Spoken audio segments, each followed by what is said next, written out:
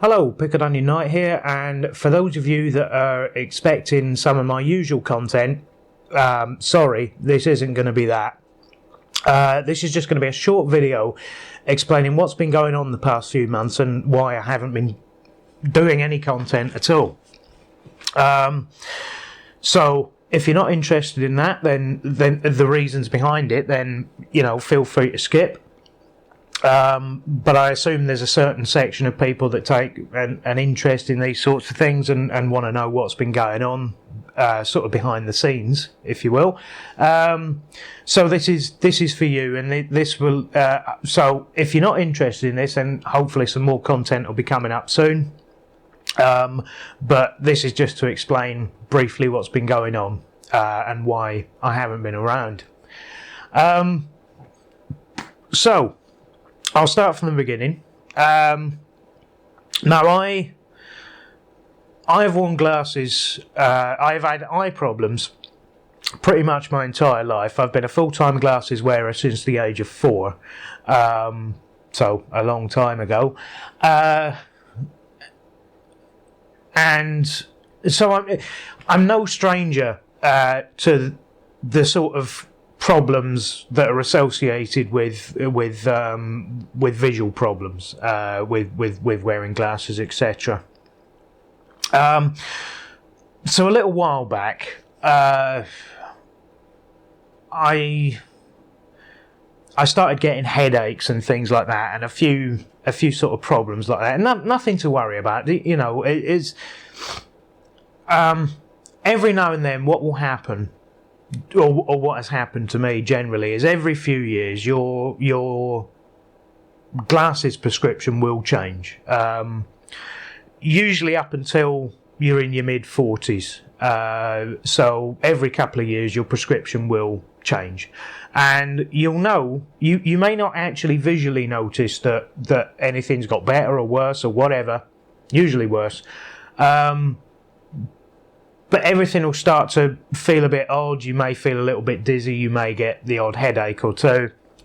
And you just put it down to that. So what basically happened is, after I got back from Doncaster, which was the last video I put up, was about the Doncaster Games Fair.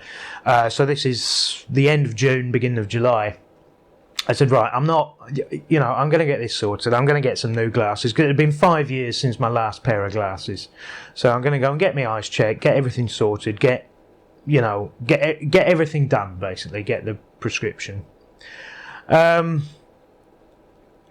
I booked an appointment at the optician's. So this was on the 4th of July. Really doesn't matter when it is. I'm just doing that for the purposes of scale. So on the 4th of July, which was a Thursday, I believe, I went to the opticians, and they've got this new thing that they do, which is like a 3D scan of your eye. Now, it's not very much. It's like an extra £10 on top of your of your standard eye test fees anyway. So, I mean, it's not very much on top, and it does give them a better idea of what's physically going on in your eye, as opposed to just playing about with the lenses and the lights and things like that. They still do that. They still do the out of focus eye charts and things. But there's this other thing now. They can do a 3D scan. It's really quite clever. And amazing they can offer it at that price, I think, because I can't imagine that equipment's pretty cheap. Anyway, I'm getting off topic. So they've done this thing, and how they do it is they do this 3D scan, then they send you for the standard test, where the optician that's looking at the standard test, he can look at the photos and things like that. So I'm sat there all ready to do the eye charts and read the letters that I pretend I can see. And he said, I can't continue with the test. Oh, okay, why is that? Well, this scan here that we've done, there is a problem. It basically said, I'm not continuing with this test. You need to go now and present yourself to a hospital. We believe you've got a detached retina. Oh, okay. Which is odd, because I hadn't noticed any. No, the usual sort of visual cues, apparently, you would get with a detached retina are quite severe. So you would have objects appearing in your vision. You may have like a sort of curtain effect where bits of your vision sort of disappear. Now, I didn't have any of that. So normally, if something that severe goes wrong, you would definitely notice. But for some reason, I hadn't had any of that. So I I'm thinking, well, he's not. I mean, they're doctors, sort of, but they're not. But they do spend their time looking inside eyes. Maybe they know a bit what's going on. So I go and present myself to the hospital. My local one, which is the nearest one with an eye unit, which is Harlow Hospital. By this time, it's sort of 2:30 in the afternoon. We've got no more appointments today. I'm very sorry. You're going to have to go to Moorfields. Okay. So down to Epping in the car, on the tube, Central Line, Northern Line, Old Street roundabout, Moorfields Hospital. So by the time this has all happened, it's now getting on for about 4:30 in the afternoon, and I present myself at Moorfields Hospital. Hi, the optician thinks I may have this. Can it be sorted out? Well, ordinarily, yes, we would do it that way, but unfortunately, because you've arrived so late in the day, there's nobody that can see you. Okay, fine. What do I do? Come back tomorrow, 8 a.m. Okay, right. So that's what happened. So now we're the 5th of July. So this is on the Friday.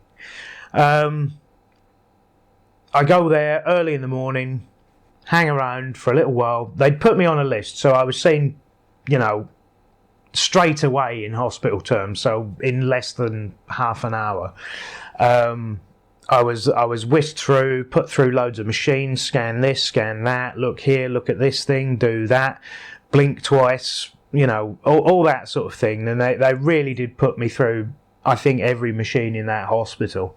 And then go and speak to the doctor. Okay, go and speak to the doctor. Well, she says,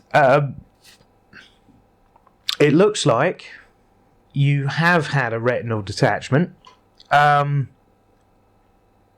which has seems to have reattached itself in the wrong, reattached itself around the edge, but slightly in the wrong place.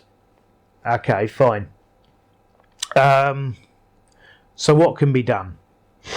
Well, there's two options at this point.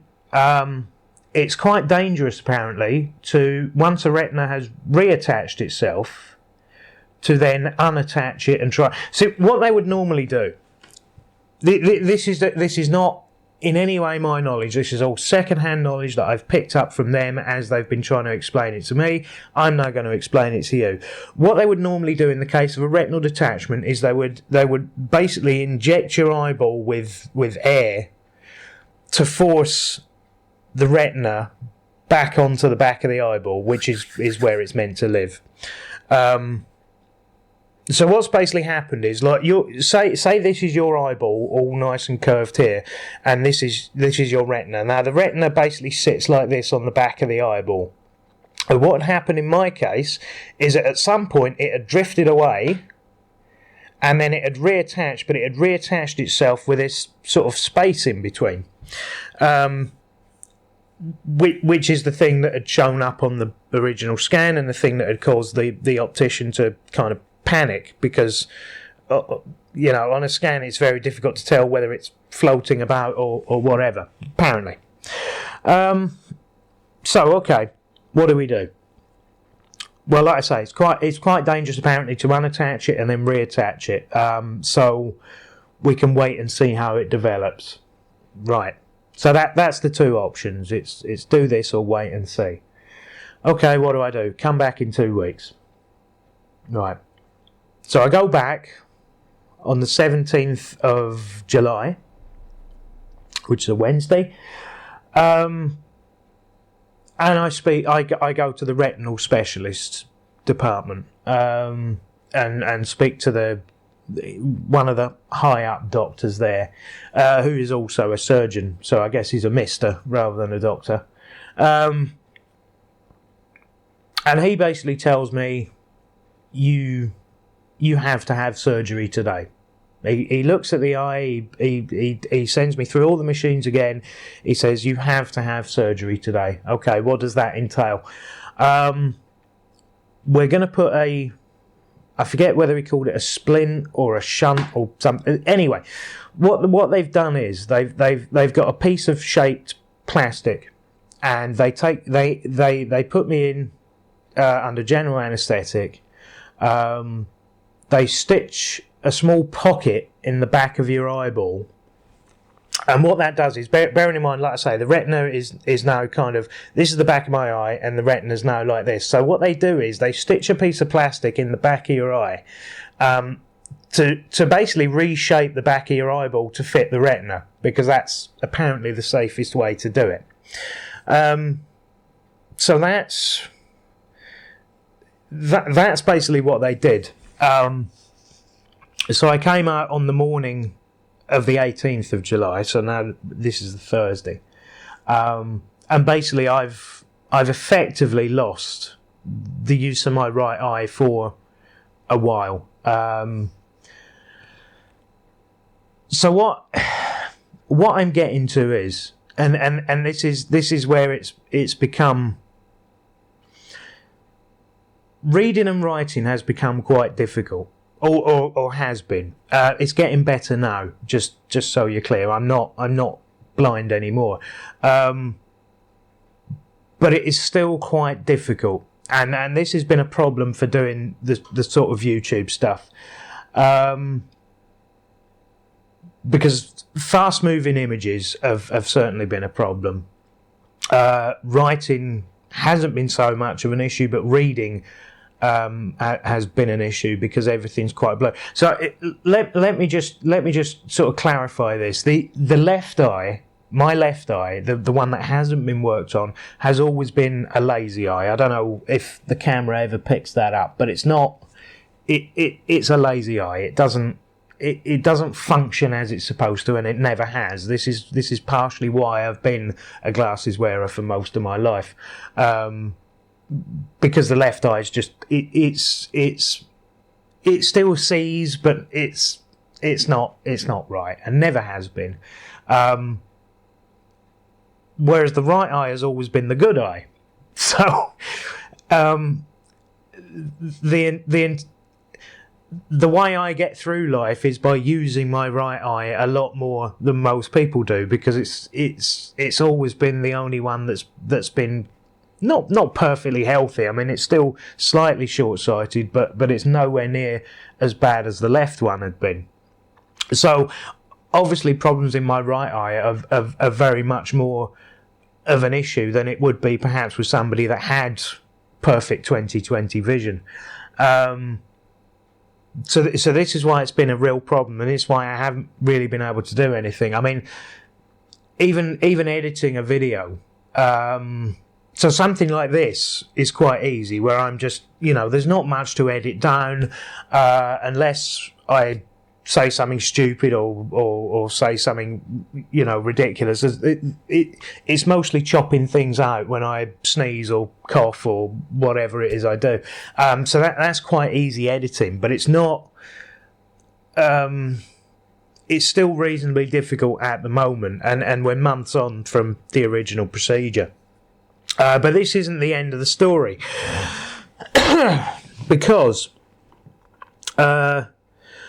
so I go back on the 30th of July, which is now 2 weeks after the operation, and they found the operations went well.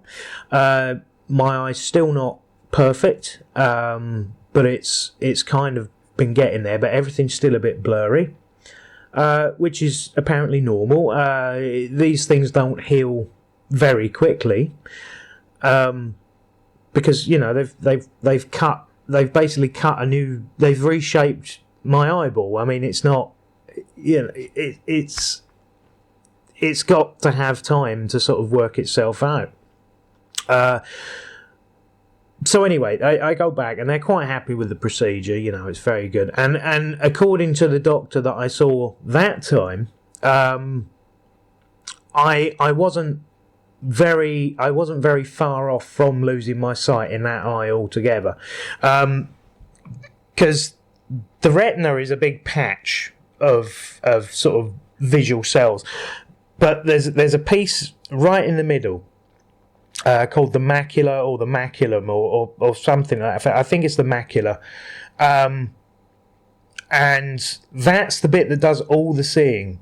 That's your vision. The macula is where your vision is, and supposedly where this detachment had happened, the sort of inside of where it had detached was millimeters away from the macula, and had that detached at that point, I would have permanently lost the vision in my eye. There's no way to fix that. And again, this is all secondhand information from the doctors to me, no to you. So if I've got something a little bit wrong, then fine. But basically that's how it worked. I was millimeters away from losing my sight in that eye altogether. But then there's this other. They found this other complication, like where it had bedded in, there was a slight sort of bubble that had developed that was full of fluid. Now, they were saying, because I was commenting that it was still very blurry, and well, that's to be expected, but we've rescanned it. They put me through the machines again, and there is this little pocket of fluid. Now, 50% of the time that just dissipates on its own. It takes a few weeks, it dissipates on its own. 50% of the time it doesn't, then we'll have to look at it. Okay. So guess where this is going, and guess which camp I fall into at this point. So I'll go back on the 4th of September now. So that's basically it. That's that meeting, that one on at the end of July was, this is how far away you were from losing your sight. This is why we had to do it on the day. There was no question of you going home and coming back another day. It had to be done. But also there's this other complication where there's now a pocket of fluid which may or may not end up causing a problem later on. So I go back on the 4th of September. We're still discussing this little pocket of fluid. It doesn't seem to have reduced, but it doesn't seem to have got any bigger. Okay, what do we do? Again, another sort of wait and see, but we're very happy with how the recovery... Because at this point, my eye is still looking like a sort of meatball with a blue ring in the middle of it. I mean, it looked terrible. So I'm guessing they were reluctant to do anything follow-up while it still looked like that. But... so now we get to the beginning of November, which is where we are now, basically. This is Friday the 8th. Friday the 8th. Wednesday the 6th, so 2 days ago, I go back to Moorfields. And I'm speaking to a doctor, a different doctor this time from the one I saw before. And he's very worried about this pocket of fluid. Okay. What needs to be done? We're going to decide. I need to go and speak to the professor. So now there's a professor. Okay, so not just I've had the surgeon. I'm now speaking to the doctor again, and now there's a professor involved. So there's a certain amount of back and forth discussion about what to do, and it basically comes down to this: it may disappear on its own. Still, that's still very much a possibility. But because it hasn't, it's likely to be quite a viscous sort of build-up of fluid, which, if it doesn't disappear, will cause a problem. What do? We have to laser it. Okay. So, how does this work? Well, normally we'd put you under anaesthetic. Okay. So I'm thinking now at this point, well, that means I've got to, because I know the hospital's rules on, all hospitals have these rules. If you've had anaesthetic, okay, they won't let you just leave the hospital, because anaesthetic is really bloody dangerous. Even a local anaesthetic is quite dangerous. So they don't let you leave on your own if you've had anaesthetic.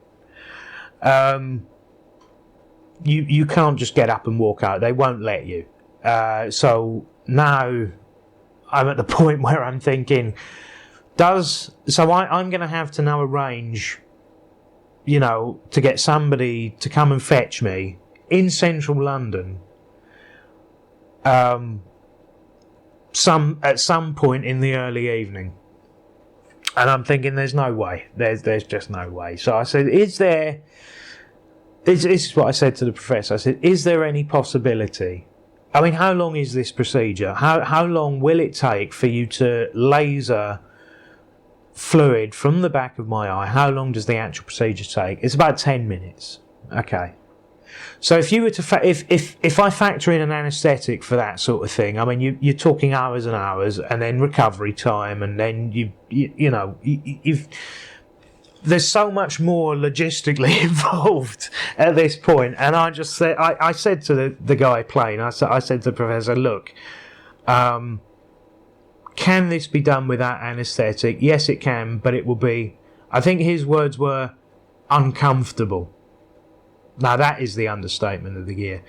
But can it be done?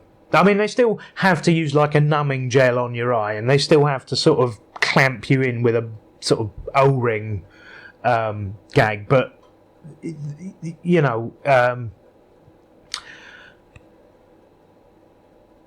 so yeah, in the end I ended up having this laser procedure, and probably frightened the life out of the doctor because I was swearing the whole time, I think, because it's probably one of the most, other than getting a tooth drilled, it's probably the single most, in fact it's probably more painful than getting a tooth drilled, having laser surgery like that. But it seems to have made a difference. My vision is slightly less blurry almost immediately. So we're 2 days on and my vision is slightly less blurry. But only slightly. I mean, if, there's a definite blurriness still there. But anyway, so the point is, I've now got to go back in a month and hopefully everything's fine. I will be discharged. Hopefully, this is all fingers crossed, and everything can start to slowly get back to normal. But the upshot to this is that I haven't really been able to do anything that requires a lot of visual attention. So I haven't really been able to read anything. I wouldn't have been able to do. I haven't been able to do any editing or anything like that. And fast moving images, like I say, have been a problem. So I couldn't watch an action film or something like that. And so it makes playing games quite difficult. And in fact, I haven't done. It's not really been possible. But hopefully that's going to get better. So I'm going to, any content that goes up for a little while at least is probably going to be this sort of thing. This so so the next big video is going to be a pickups one, because I have, I've been a bit bored while I haven't been able to sort of watch anything or read anything. I've been a bit bored, and I've done a bit of shopping, because looking at a website for 5 minutes is fine. I mean that's fine, but I can't really read an article on my phone screen or anything like that. It's too. It's not difficult, because obviously I can still read. I haven't forgotten how to read, but it's quite a strain. So any more than sort of 5 minutes really, where I have to read something is quite a strain at the moment, and has been, but it is getting better. So I forgot where I was going with this, but so yeah. And obviously I'm going to do the day before the pickups video goes up, I will do the miscellaneous sort of an audience feedback bit as well, which I normally do. So that is basically what the next two things are going to be. Aside from that, all these things that I did a video not too long ago where I had all these plans and all these things, and I was going to write this bit and do this bit and go, and that really has had to be put on the back burner. That's the point. It would just be too much of a struggle to do them, is the thing. So that's sort of the doomy gloomy stuff out of the way. But there is kind of a point to this, and I've got a couple of points that I want to make on this, on what's been going on with my situation. Now, there's obviously there's other things that have been going on in the background that have affected my overall productivity. Anyway, you know, there's stuff going on which is not. It's not really my place to talk about, because although it affects me, it's not really about me. So that's different stuff that you're never going to hear about. But this has not been the only thing. There has been other factors. I'll just say that, which is nobody else's concern. So, I mean, basically, the thing that I want people to take away from this is a couple of things. Number one, do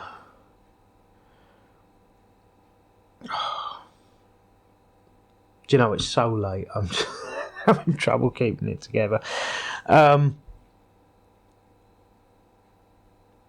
I should have wrote these down, really, but like I say, I've had problems sort of reading things back. So, like, normally where I'd have my big book here full of scribbles and notes and points that I want to make, I've basically just written the dates on that I wanted to remember, because it's too much to try and read an entire page of stuff. It's not quite there yet. But I want people. I'm talking to people that have sort of visual issues already, so glasses wearers and things like that. Now,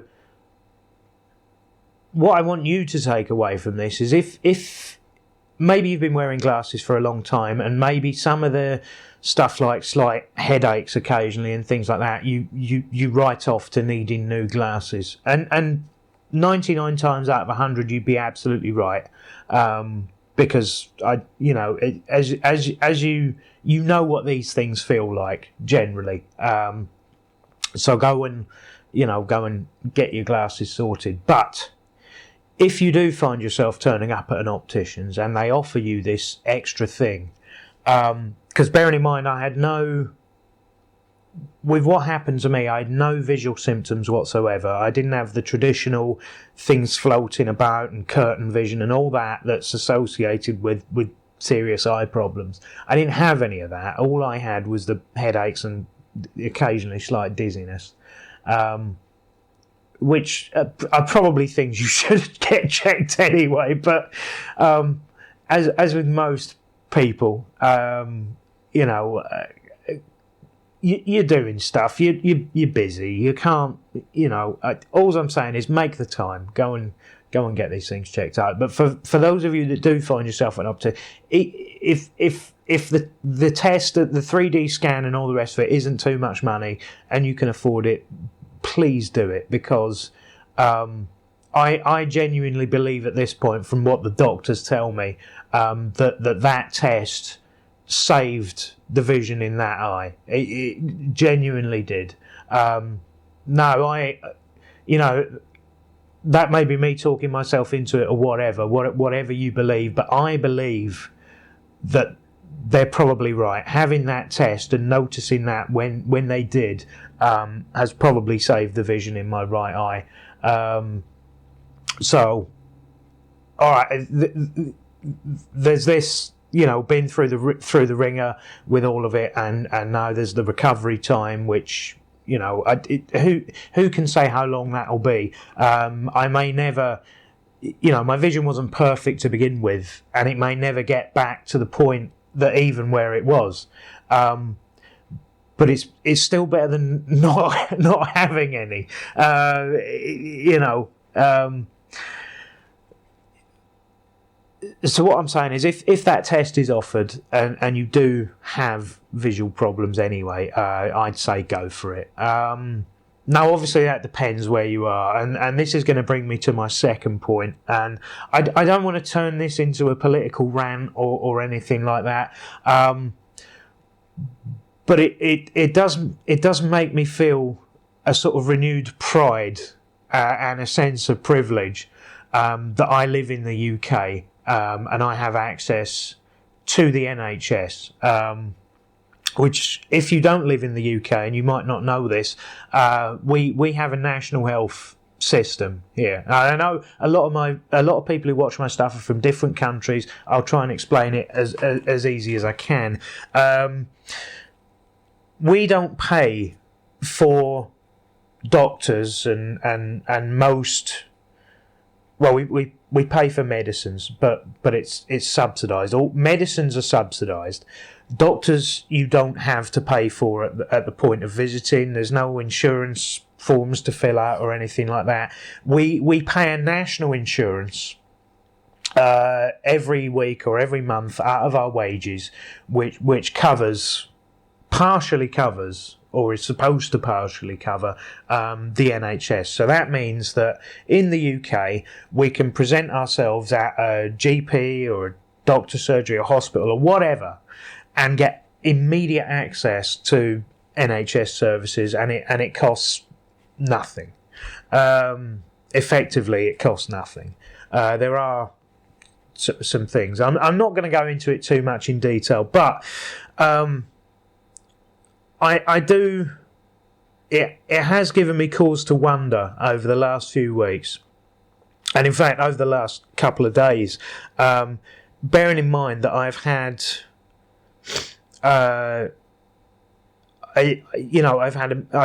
I've seen lots of doctors. I've seen a professor, a surgeon. I've had a major surgery done. I've had a minor surgery done. I've had medications given to me. So, all told, it was 3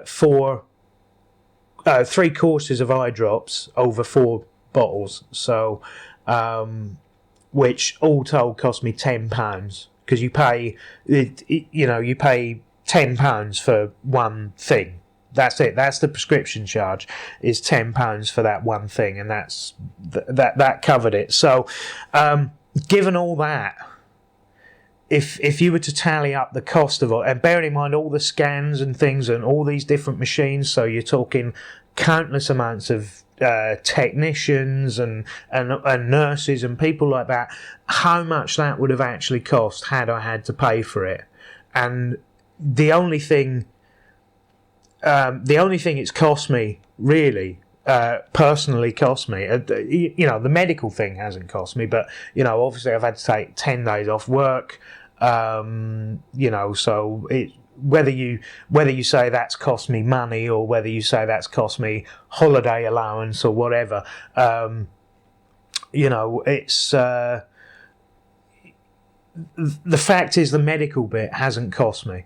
It's cost me £10. All right, £10 for the original scan on top as well, but that's presumably that's subsidised by the NHS as well. So I'm not going to turn it into a massive political thing, but I do worry that somebody else in a different country where they don't have access to that might be in a position where they're actually losing their sight because they can't afford to get the treatment, and that actually makes me feel quite sad. And I'm not saying people, everyone should have to change to nationalised medicine. There's probably not one single answer. I just think it makes me proud to live in a country where that's not an issue, where I wouldn't have to question, because you may be talking at this point £100,000 or so. I mean, very easily, if you're talking all the stuff that's had to go on just to get me to this stage,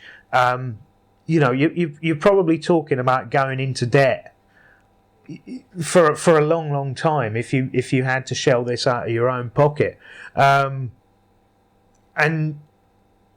I think most people that live in the UK don't really think about it. We just always assume that it's there. We don't have to think about it. You know, if we get ill, we just go to the doctor. We don't have to think, I can't really afford to see a doctor. I'll just have to, you know, grin and bear it or whatever. And I think a lot of us don't really think about it. And we won't probably think about it until either we're in the situation, you know, when it comes to it, and it's not there. You know, we won't think about it until it's gone.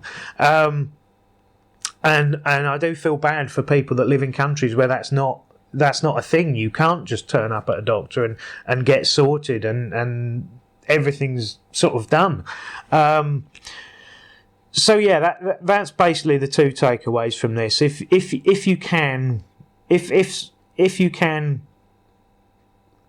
you have access to these sorts of things, then please do use them. And if you are from the UK, then, you know, please, just once in a while, take 5 minutes out to actually think about what we have and what we could lose if we, you know, if we don't treat it with a certain amount of respect. You know, because one day it might be gone.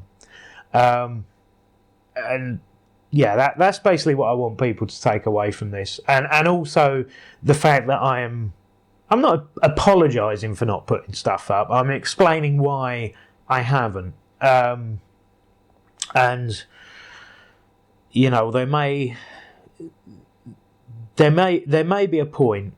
You know, it's a slight possibility, but it is a possibility nonetheless that the shape that I'm in at the moment, I stay like that, and it doesn't. My vision doesn't get back to how it was, but I'm edging on the side of optimism at the moment and hoping that it does, at least to the point where I can, you know, I can play an action game or something like that and edit the footage for it and you know, and write a big long form piece that I can sort of do like this, and read notes properly when oh, excuse me, and I'm suffering a little bit with a sore throat and a runny nose at the moment because the cold's of course doing the rounds, what with it being November. Where was I at? Yes. So it may well come to that, and it may well be that any content that goes up is not, it's not going to be the same glut of content that I was putting up. You know, it's not going to be, you know, on average one a week or one video a week or whatever.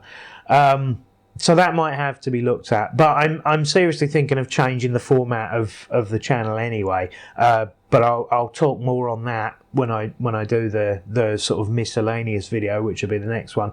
But yeah, that's basically what I wanted to get across. So there is a message to this.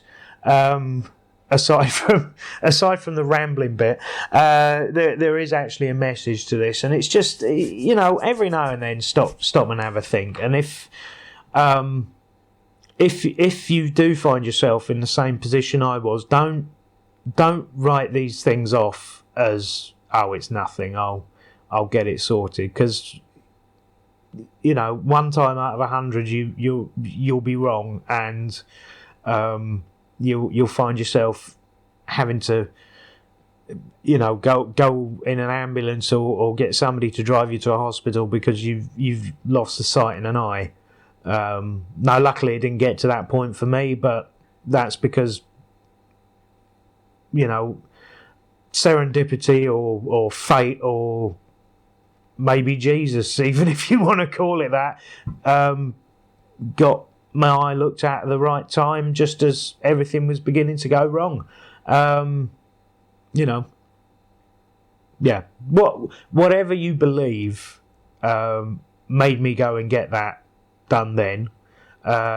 then that's what happened, and I was very lucky. So hopefully everyone else is as lucky as me. But I don't want to end on a down note, and I'm just going to say I've said what I meant to say. Please do comment if even if you're not interested. Just comment or a thumbs up or whatever. You know all the stuff. It's been a while since I've had to do one of these, so I can't remember all the things I normally say. It's usually